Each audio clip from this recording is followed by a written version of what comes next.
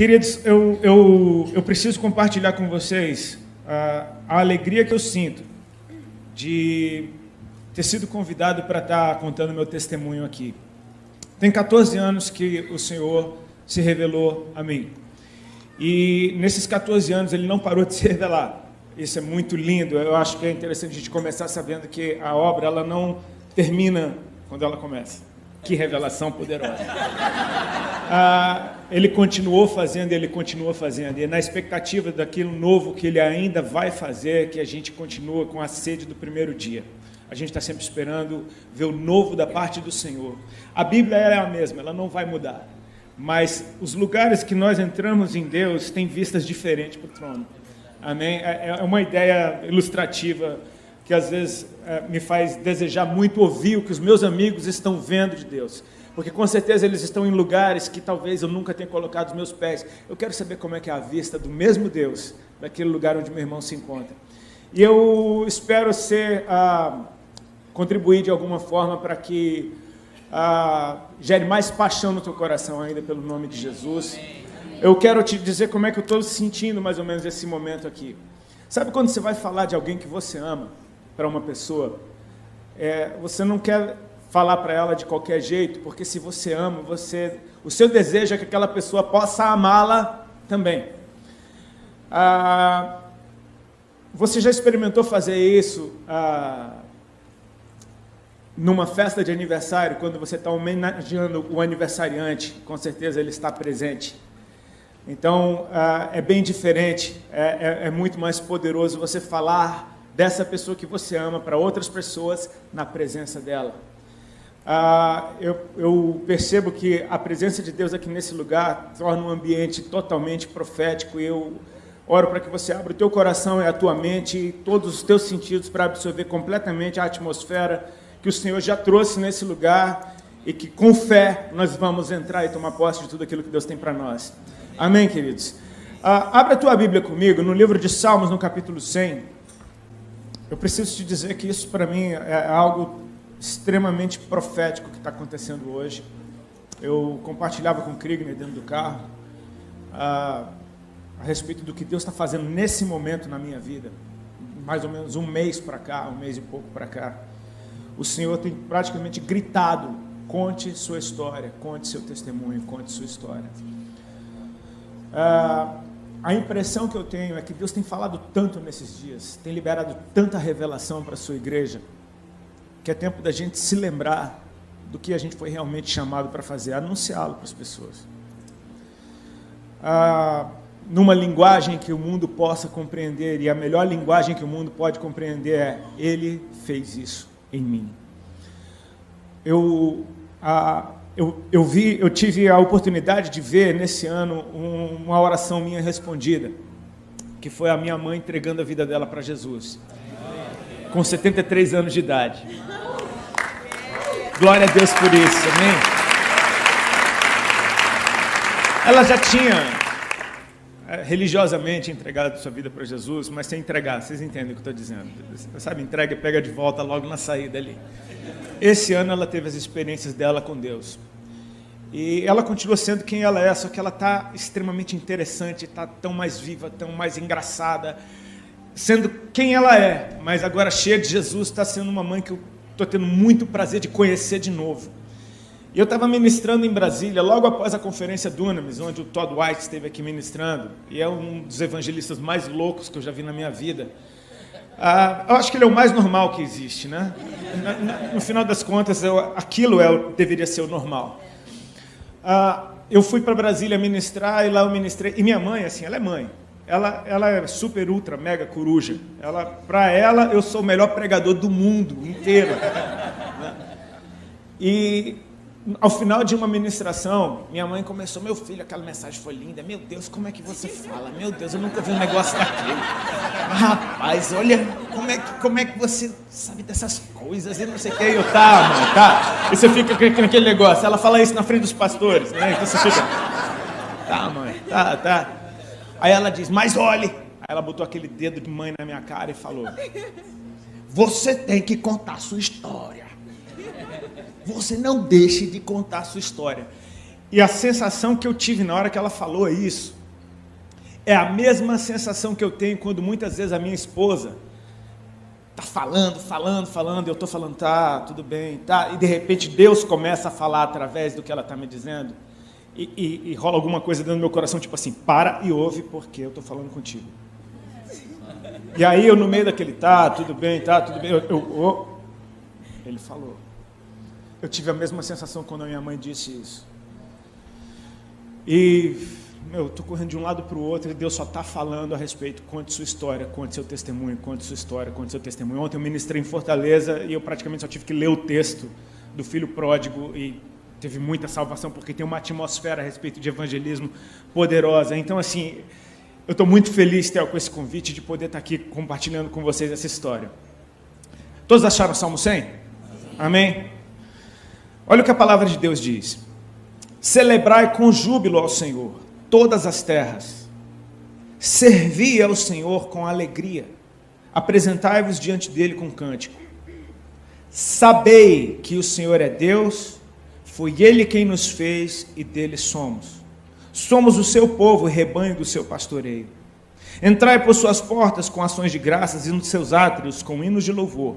Rendei-lhe graças e bendizei-lhe o seu nome. Por quê? Repete comigo, por quê? Por quê? Se pergunte, por quê? Por quê? Pergunte para quem está do seu lado, por quê? Para o outro lado, por quê? Pergunte aos céus, por quê? Porque o Senhor é bom. E a sua misericórdia dura para sempre, de geração em geração a sua fidelidade.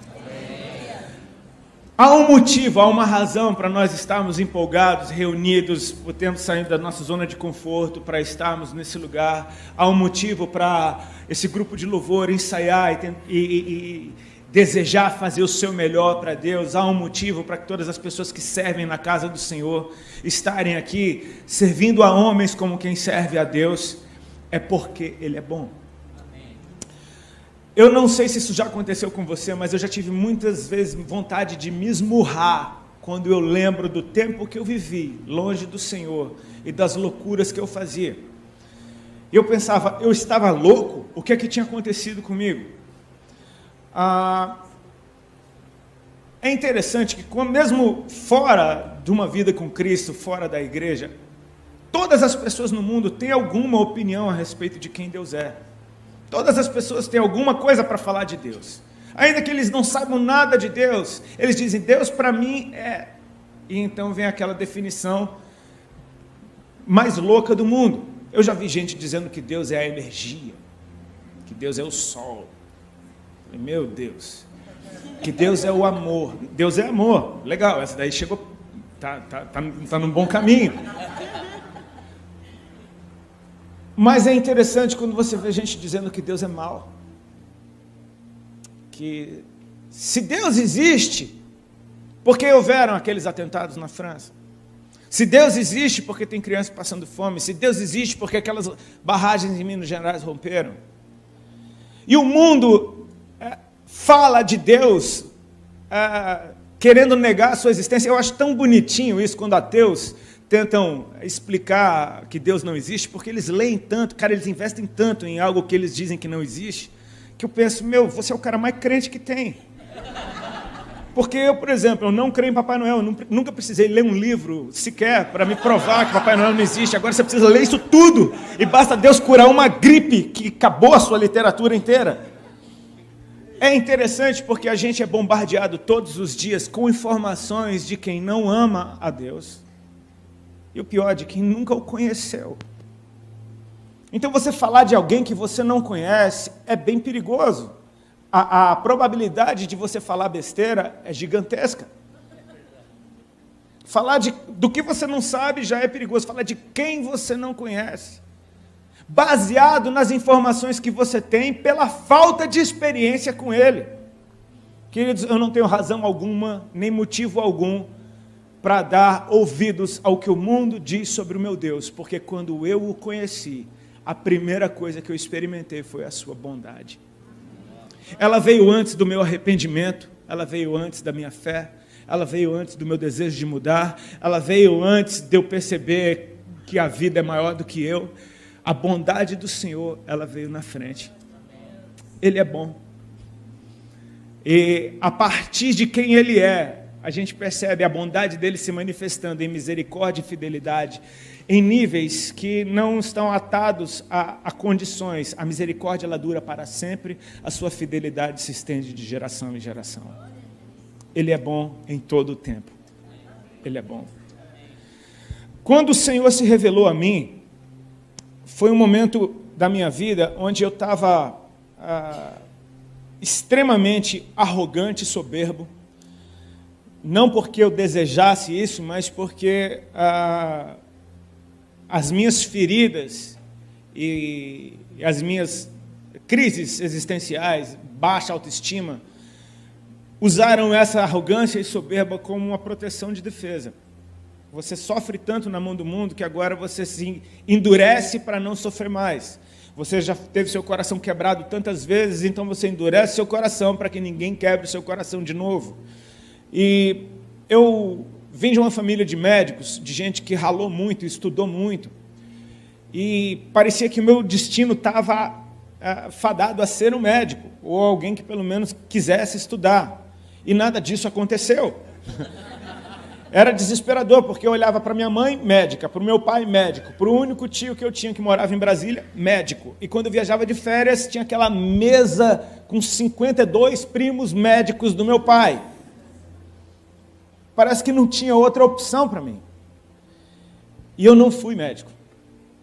E eu olhava para a vida dos meus pais, eles naquele ritmo de plantão e trabalho, e aquela correria que não para. Quem é médico sabe como é que é o estilo de vida de um médico.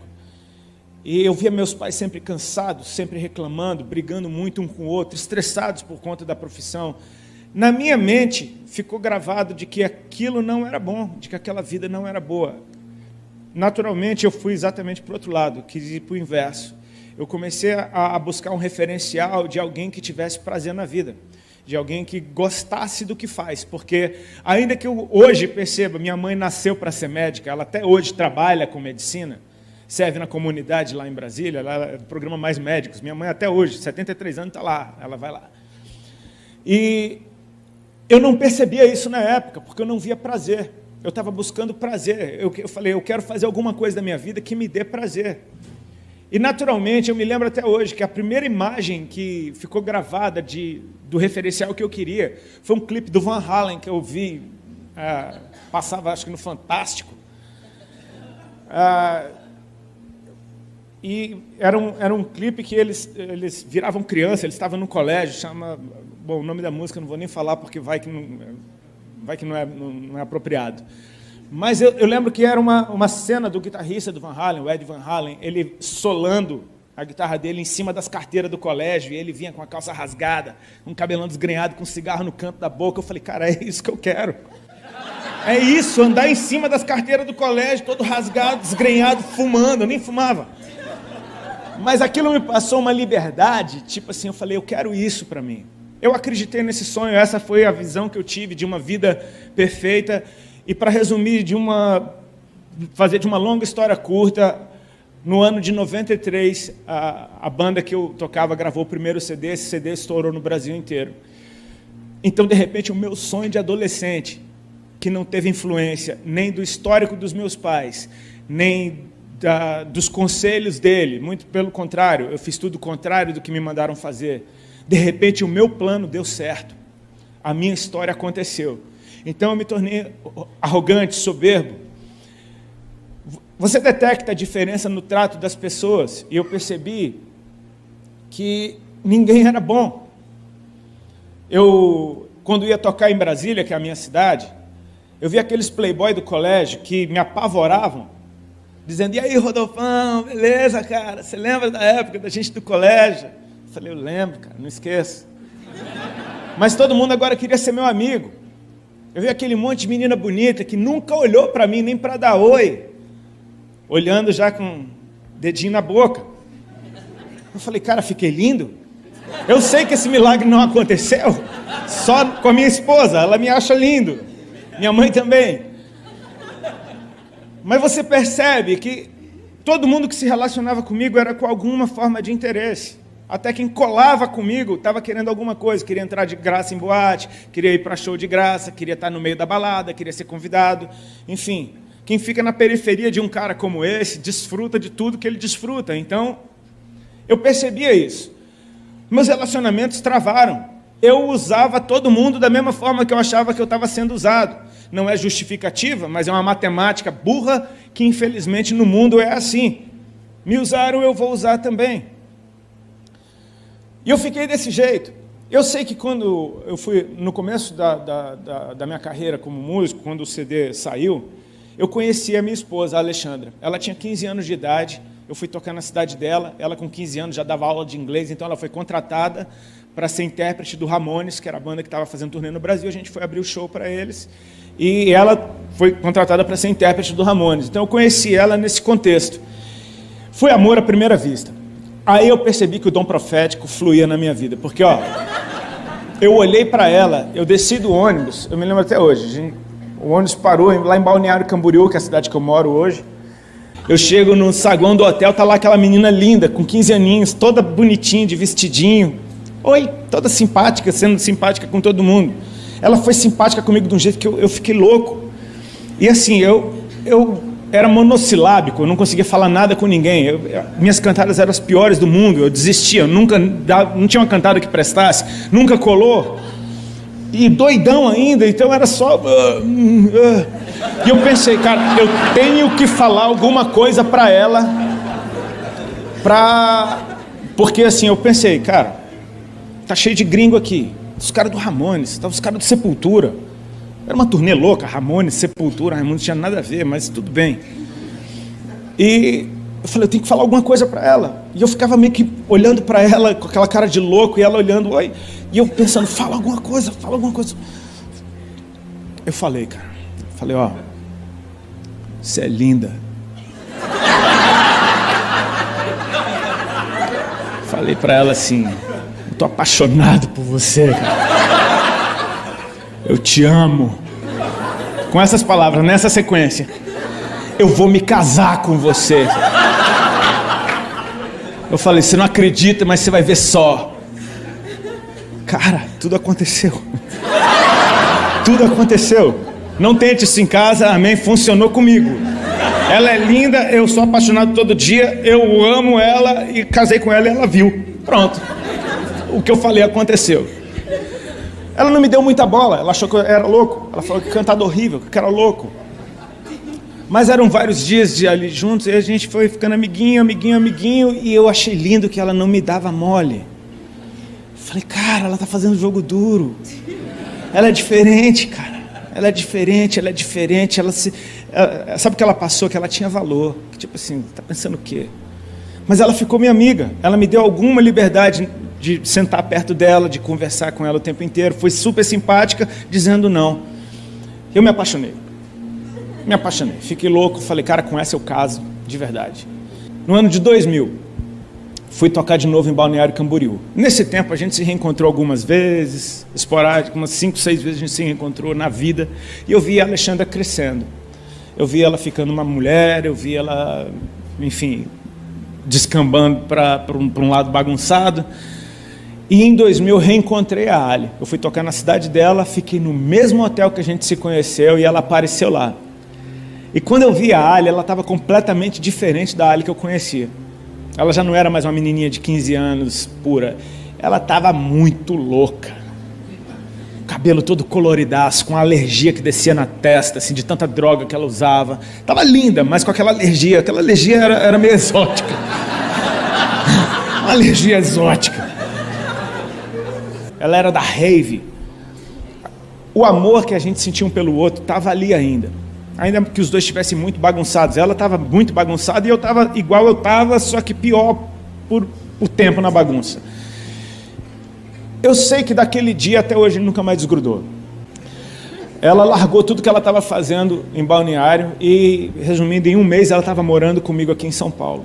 E aqui a nossa vida começou um conto de fadas e em pouquíssimo tempo virou um pesadelo. Ela arrumou um emprego muito legal numa boate e ela era hostess da boate, uma boate Playboy lá no Itaim, E ela tinha que ficar todas as noites com uma lista de playboy que entrava, playboy que não entra, playboy que entra, playboy que não entra. Tomando cantada de playboy a noite inteira, ganhando droga de todo mundo. Ela tomava êxtase toda noite. Eu falava, cara, isso está ficando pesado. O estilo de vida dela me chocava. Eu achava que eu era super natureba perto dela. Eu sei que a gente começou a sofrer demais. Aí eu comecei a perceber, cara, que a primeira vez que eu estava abrindo o meu coração para alguém de verdade, no meio daquele contexto, eu estava sofrendo de novo. Então era como se eu dissesse, cara, tá vendo como você é burro? Tá vendo como você não devia ter se aberto desse jeito? Eu comecei a querer endurecer de novo. A gente começou a sofrer, o nosso relacionamento começou a se deteriorar e, enfim, a gente começou a ter brigas terríveis. Eu comecei a mandar ela embora de casa, ela não ia. Então eu tentava humilhar ela para ver se ela ia, ela não ia. E aquilo estava ficando insustentável. Nesse tempo, eu comecei a entrar em paranoia, porque eu comecei a adoecer. Meu corpo começou a manifestar sintomas de uma doença física. Eu achava que era emocional, eu achava que aquilo era uma viagem da minha cabeça, eu achava que aquilo não estava acontecendo, mas estava. Eu estava perdendo peso, minhas roupas me diziam que eu estava ficando cada vez mais magro, o colar que eu usava no pescoço estava ficando frouxo, o cinto eu tinha que apertar cada vez mais. As pessoas começavam a dizer, cara, você está muito magro, o que é que está acontecendo? Começava a rolar conversa, dizendo, não, ele deve estar com AIDS, ele deve estar com AIDS, e eu desesperado com aquela situação, nada de eu ganhar peso. Começaram a aparecer caroços debaixo do meu braço e na região da virilha. Eu me lembro que apareceu um, eu achei que era uma íngua, não desaparecia, apareceu outro, apareceu outro, apareceu outro, apareceu no outro braço, apareceu na virilha, e quando eu vi eu estava cheio de caroço que só aumentava de tamanho, de quantidade, e aquilo se estendia por 1 mês, 2, 3, 4, 5, 6, 7 meses, 8 meses sofrendo com esses caroços, e era um sofrimento silencioso, porque eu não tinha coragem de contar isso para ninguém, porque a realidade do que estava acontecendo na minha vida denunciava de que eu não era tudo aquilo que eu achava que eu era. Aquela verdade estava me confrontando e estava dizendo, cara, você não é o super-homem, você é frágil.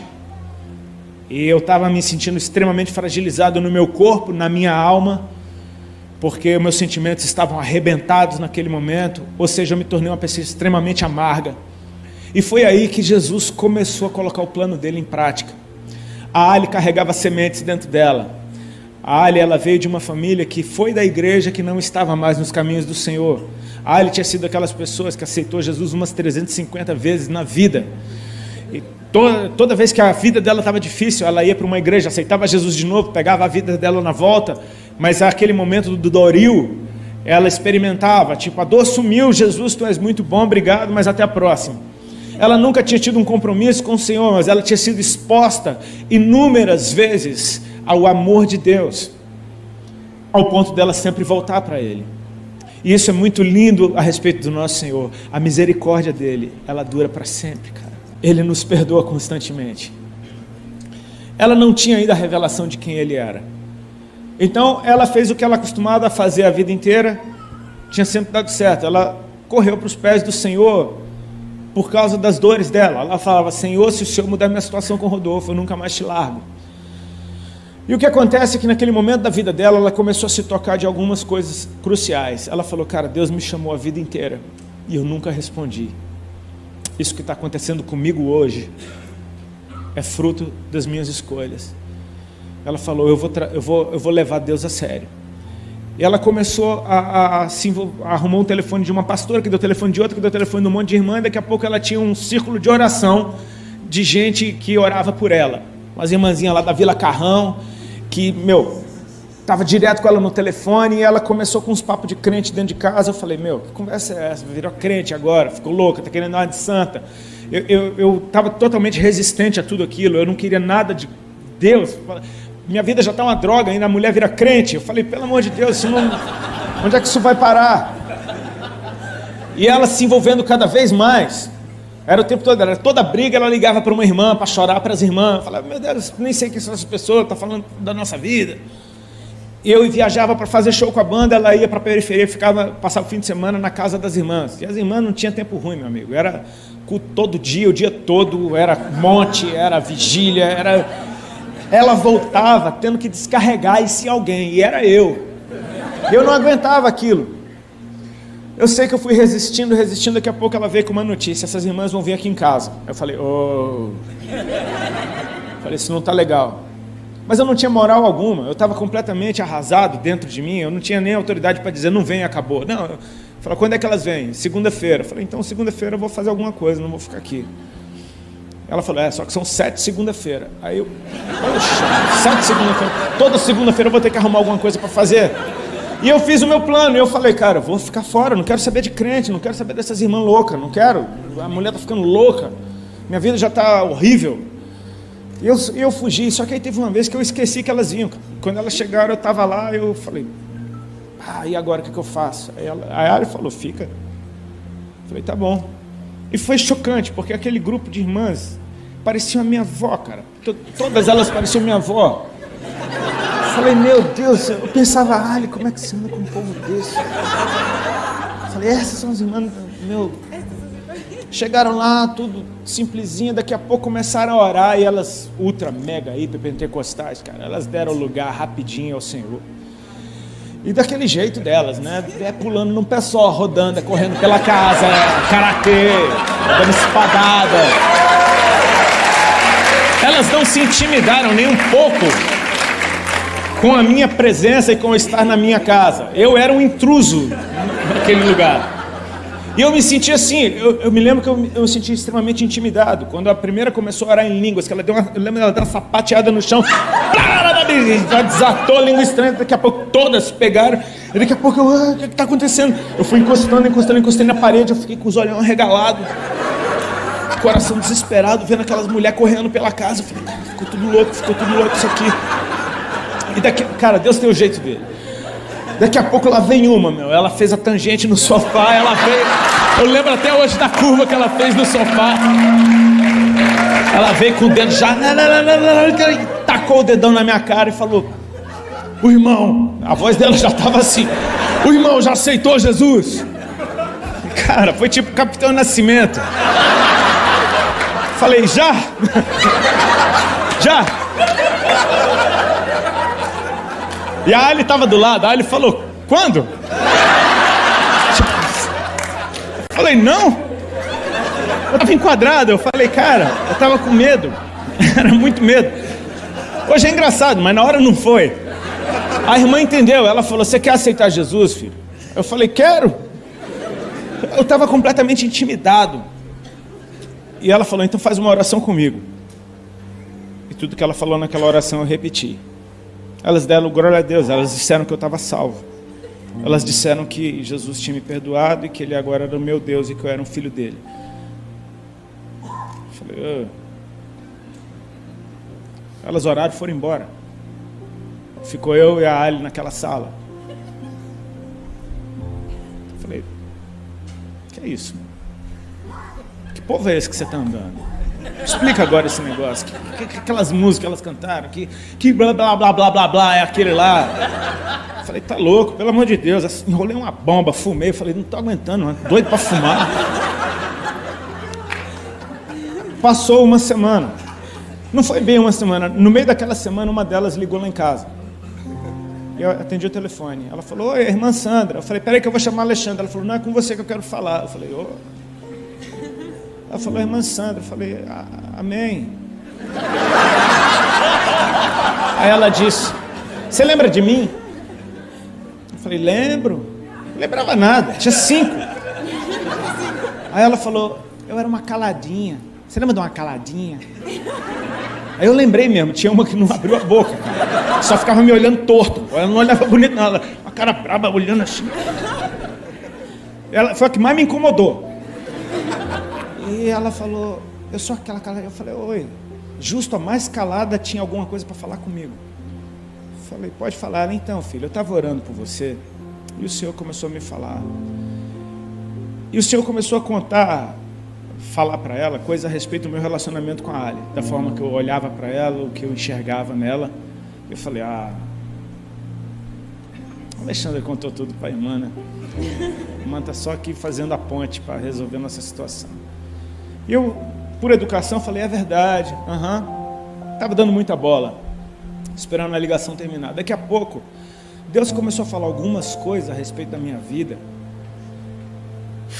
Sabe quando a palavra ela entra lá no fundo do teu coração, parece que alguém deu um mergulho dentro de você?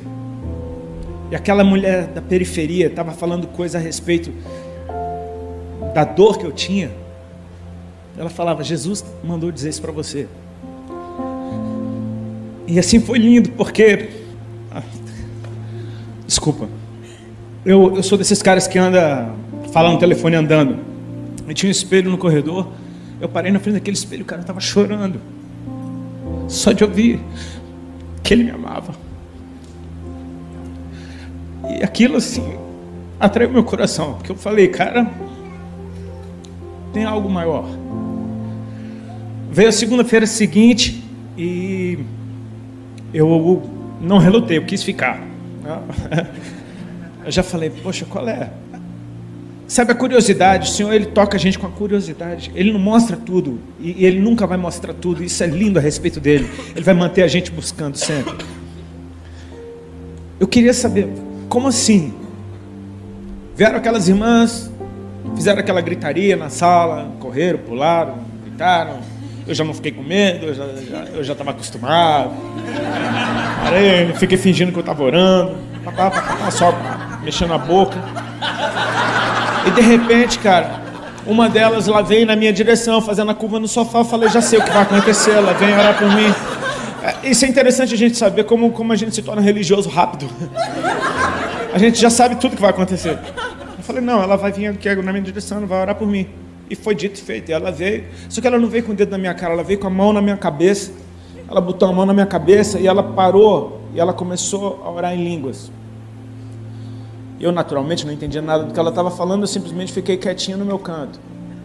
No meio daquela oração, ela tomada, cheia do Espírito Santo, ela baixou a mão até a minha barriga. E ficou orando com a mão na minha barriga.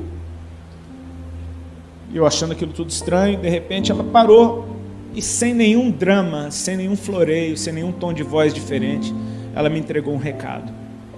Ela falou, irmão Rodolfo, com essa naturalidade, ela falou assim, o Senhor Jesus está mandando te dizer que nessa tarde Ele está te curando de um câncer no estômago, para você saber que Ele é Deus, que Ele te ama e que Ele tem uma obra para fazer na tua vida.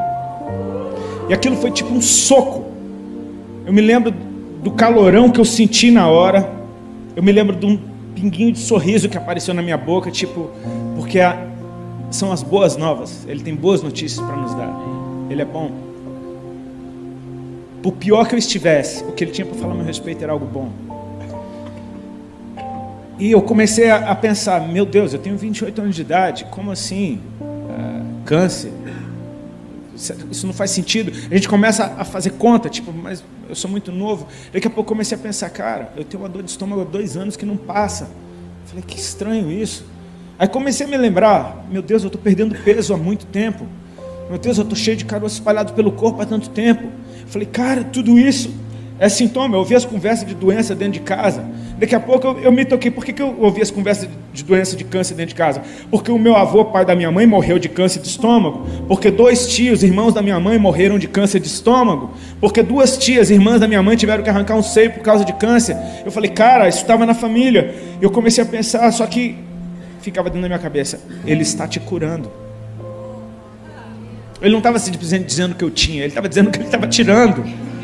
Eu nunca vi ninguém, uma ministração de cura desse jeito, porque não foi repreensão da doença, não foi sai em nome de Jesus, foi um recado. Ela disse, Ele está mandando te dizer que Ele está te curando, para você saber que Ele é Deus, que Ele te ama e que Ele tem uma obra na tua vida. E o que aconteceu? Aquilo se manifestou no meu físico. Naquela tarde, eu me lembro que quando a gente estava terminando de orar, de mãos dadas, eu comecei a soprar. Eu soprava muito forte até sair todo o ar do meu pulmão. E aquilo ficou até estranho. Eu me senti até constrangido, porque eu falei, que coisa estranha que eu estou fazendo, por que eu estou fazendo isso? Veio na minha mente, tem algo saindo de você. Eu percebi, cara, ela falou de um câncer no estômago. Eu prestei atenção, meu estômago não estava doendo. Eu falei, cara, não está doendo. Interessante. Aquilo era uma segunda-feira. Passou a terça, passou a quarta-feira. Na quinta-feira eu acordei de manhã, tomei banho. E quando fui passar desodorante, não tinha caroço nenhum debaixo do braço. Falei, cara, o que é isso? Eu olhei o outro braço, não tinha caroço nenhum. Eu apertei na virilha, não tinha caroço nenhum. Eram muitos, eram bolotas enormes, mais ou menos desse tamanho. Eu contei 9 num braço uma vez, mais um monte no outro. Eu mal fechava os braços, eu tinha que tomar 2 anti-inflamatórios por dia. Eu estava nesse ritmo há uns 4 meses para fechar os braços. Doía demais. E de repente aquilo tudo desaparecia, estava tudo branquinho. Eu me lembro que eu saí correndo pela casa. Ele vem ver um negócio. Ele estava secando o cabelo no outro banheiro. O que foi? Eu falei, olha isso aqui. Eu apertava fundo, eu tentava procurar, não tinha nada. Ali eu falei, cara, ele é real. Para tudo. Falei, eu sei que você está me vendo aqui agora.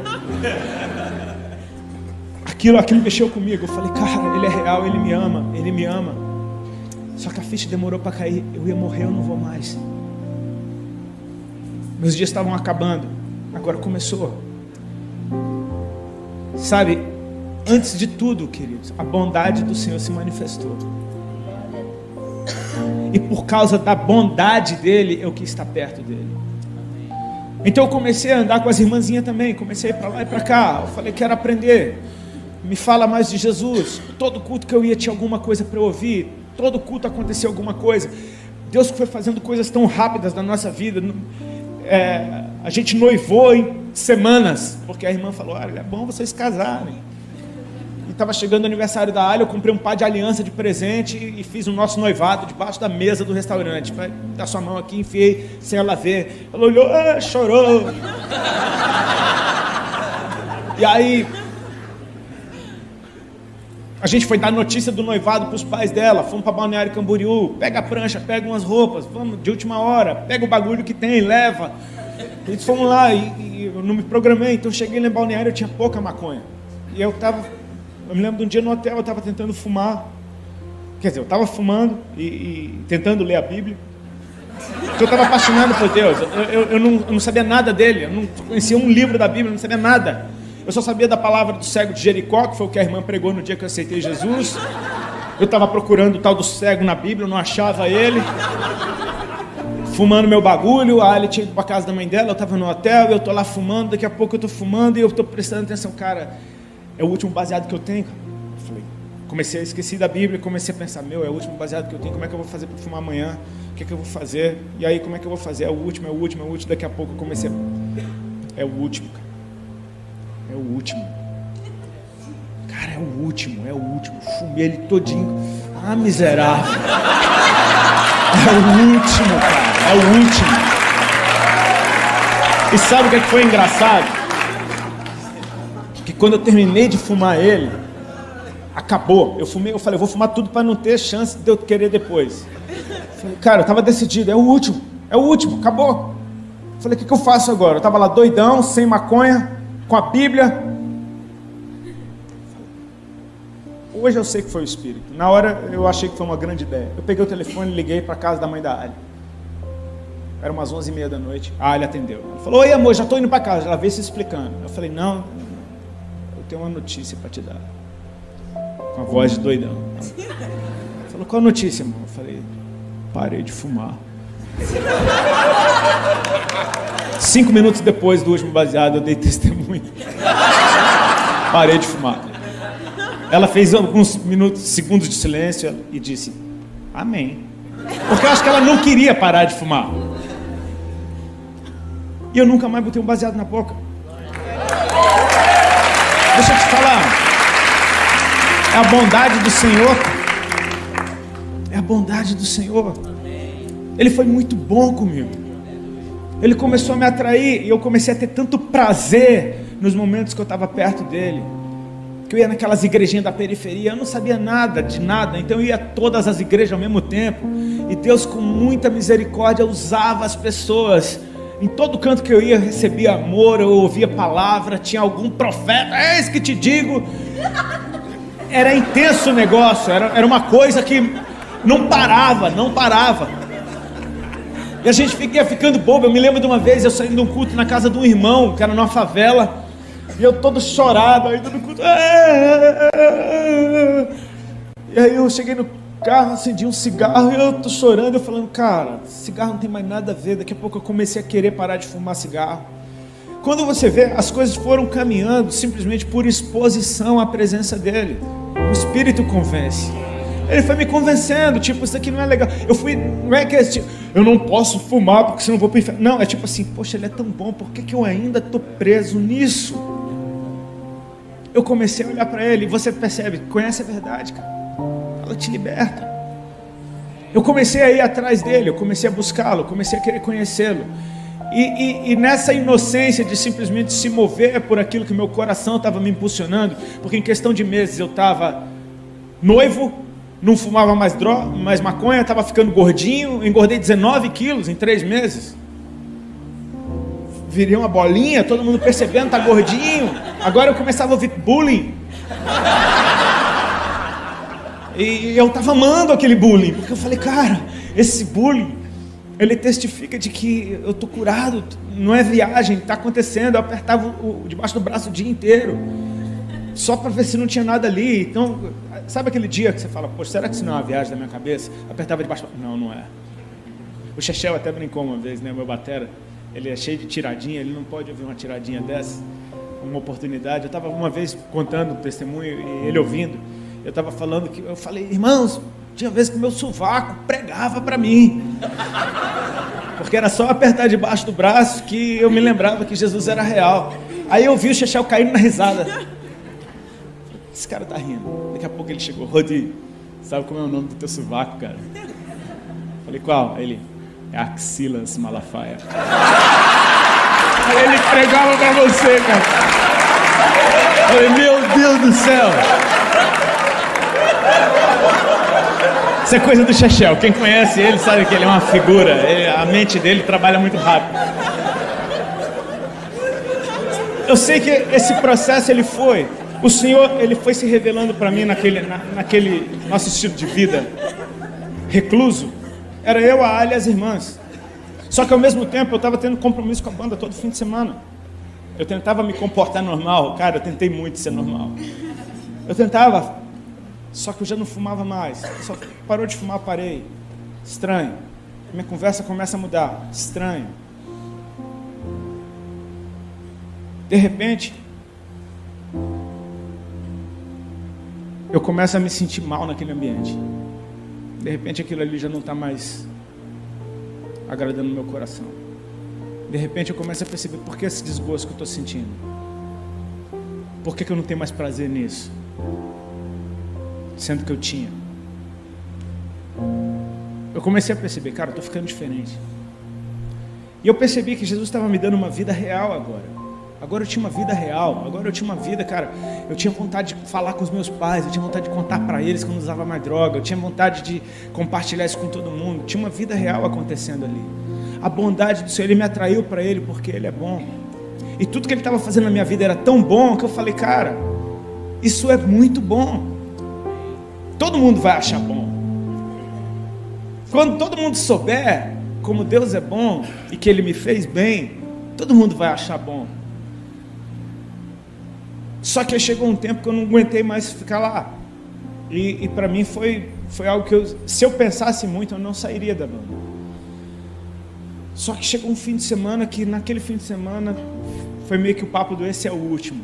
E eu decidi que aquele era o meu último fim de semana com a banda. Naquele fim de semana eu decidi, cara, esse é o meu último fim de semana. E aí eu dei a notícia para eles na segunda-feira. E na segunda-feira eu saí oficialmente da banda. Eles ficaram muito bravos comigo, com toda razão. Com toda razão. Você mudou de vida, tomou uma atitude que mudou a vida de todo mundo ao teu redor e ninguém escolheu isso. Natural, ficaram com raiva. Foi um período que eu conheci a bondade de Deus por outro prisma, porque agora minha vida ficou um caos. Agora todo mundo que me amava me odiava, agora minha família achava que eu estava louco, agora meus amigos desapareceram, agora eu era a vergonha daquela geração que me aplaudia. Agora eu era o traidor do rock, agora eu era um cara que não pensa em ninguém, agora, e eu estava querendo só dizer para todo mundo, cara, ele é bom. O que ele fez em mim foi bom. Cometi muitos erros, porque depois com o tempo você aprende que a melhor coisa é ficar calado, simplesmente deixar Deus fazer a obra dele. Eu quis me justificar, e parece que quanto mais eu falava, mais complicava tudo.